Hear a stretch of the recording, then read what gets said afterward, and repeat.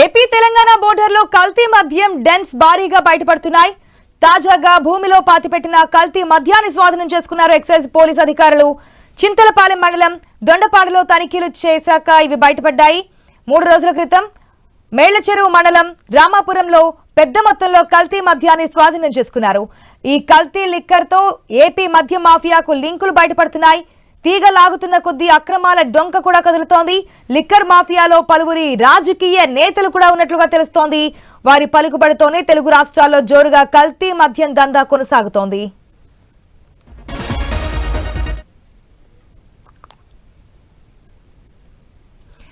మనం చూస్తున్నాం ఏదైతే స్క్రీన్ లో కూడా ఏదైతే మట్టిలో పాతి పెట్టినట్టు తెలుస్తోంది భూమి లోపల కల్తీ మద్యాన్ని. ఆ విజువల్స్ కూడా మనకి క్లియర్ గా తెలుస్తోంది. అసలు ఏంటి ఎప్పటి నుంచి జరుగుతుంది దందా అనేది తెలుసుకుందాం. మా ప్రతినిధి కిరణ్ సిద్ధంగా ఉన్నారు. Right, good morning Kiran. ఒక పక్క కల్తీ మద్యాన్ని ఆపాలి, ప్రజల ప్రాణాన్ని, మద్యమే ప్రజల ఆరోగ్యానికి హానికరం. ఈ కల్తీ మద్యం ద్వారా ఇంకాస్త నష్టం చేకూర్చే అవకాశం ఉంటుంది ప్రజల ఆరోగ్యాన్ని. దీనికి సంబంధించి కొంతమంది రాజకీయ నాయకుల ప్రమేయం కూడా ఉన్నట్టుగా తెలుస్తోంది. ఎవరెవరు అండదండలతో ఇదంతా కొనసాగిస్తున్నారు, డీటెయిల్స్ ఏంటి? ఆశా, ఏపీ తెలంగాణ తెలుగు రాష్ట్రాల సరిహద్దులో ఉన్నటువంటి ఈ సూర్యాపేట జిల్లా హుజూర్నగర్ సెగ్మెంట్ లో కల్తీ మద్యం మాఫియా రెచ్చిపోతుందని కూడా తెలుస్తా ఉంది.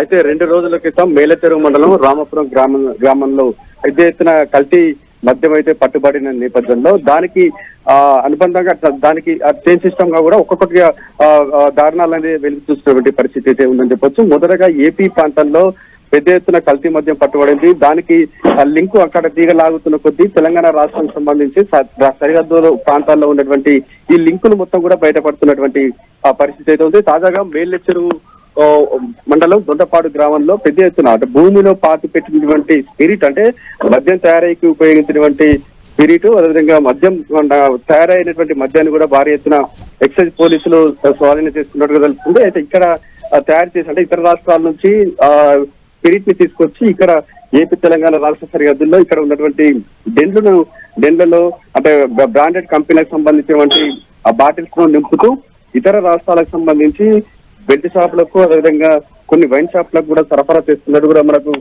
సమాచారం అయితే అంతా ఉంది. ఇప్పటికే భారీ ఎత్తున గత 2-3 రోజులుగా కూడా భారీ ఎత్తున కల్తీ మద్యం అయితే పట్టుబడతా ఉంది.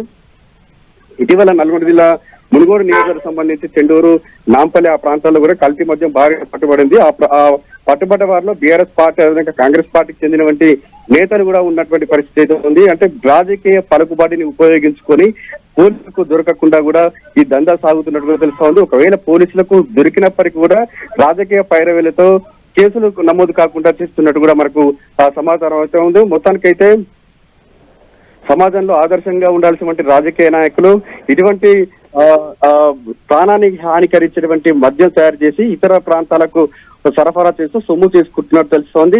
ఏపీ తెలంగాణ 2 రాష్ట్రాలకు సంబంధించి ఎక్సైజ్ పోలీసులు సంయుక్తంగా చేసినటువంటి ఆపరేషన్ లో గత వారం రోజులు కూడా భారీ ఎత్తున నకిలీ మద్యం అయితే పట్టుబడతా ఉన్నటువంటి పరిస్థితి అయితే ఉందని చెప్పొచ్చు. ఆశ. Right Kiran, thanks for the update.